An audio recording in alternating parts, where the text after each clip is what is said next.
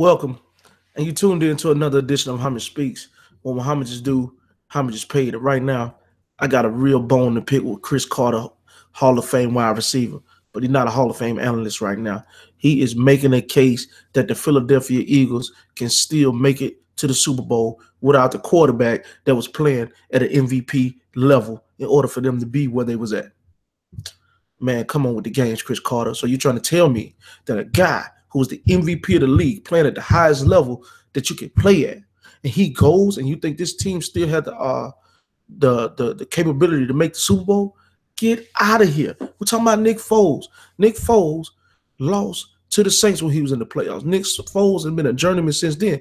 Yes, he's a good backup. Yes, he may be able to keep them in the game. But you think Nick Foles was going to be the reason they make it to the Super Bowl, that he would have been the starting quarterback on somebody else's team or this team to begin with? That makes no sense. And everybody keeps talking about Philly defense that just got 35 put up on them. No great defense get 35 points put up on them.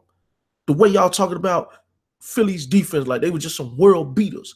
Y'all got the game messed up right now. At the playoffs started today, you got Matt Ryan, experienced playoff quarterback. You got Drew Brees. We don't need to talk about number 9. You got Cam Newton. He's in there.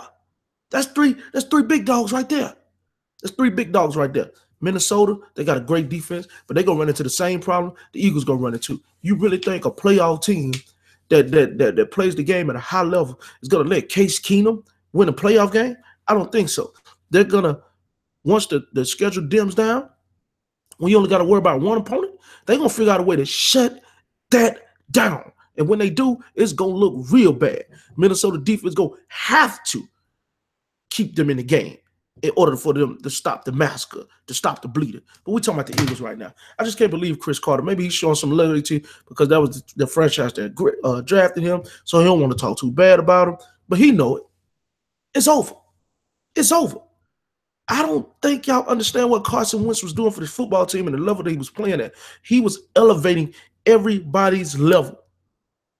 He was making plays for that team. He's supposed to be set. He slip a guy, slide up in the pocket, throw the ball down the field. The guy wasn't open when he was originally looking at him. The guy became open when Carson Wentz walked it down, made a play, broke loose, broke free, and boom. He had the Aaron Rodgers effect. He did that. Him, Russell Wilson, Aaron Rodgers, they do that at least 10 times a game.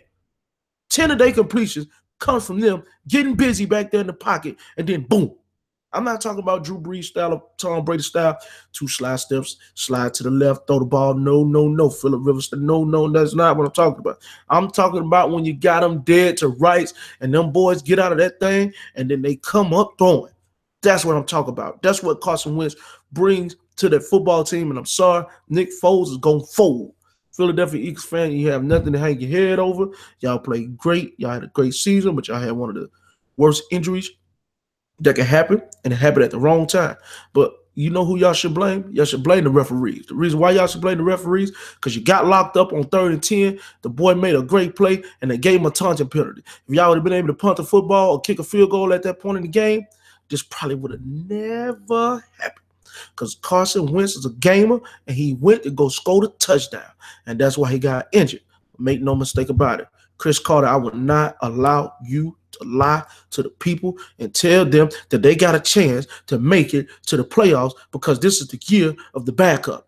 Get out of here. The Minnesota Vikings, see, that's it. Oh, man, I just got it. The Minnesota Vikings is the team that put him in the Hall of Fame, and the team that drafted him is the Philadelphia Eagles, and he is hyping up both of them because he don't want to tell the truth about the 2 franchises that made him a millionaire. I got it. Chris Carter, do what you got to do. But right here on Muhammad Speaks, ain't nobody made me no millionaire yet. So I'm going to tell it like it is, and you are tripping.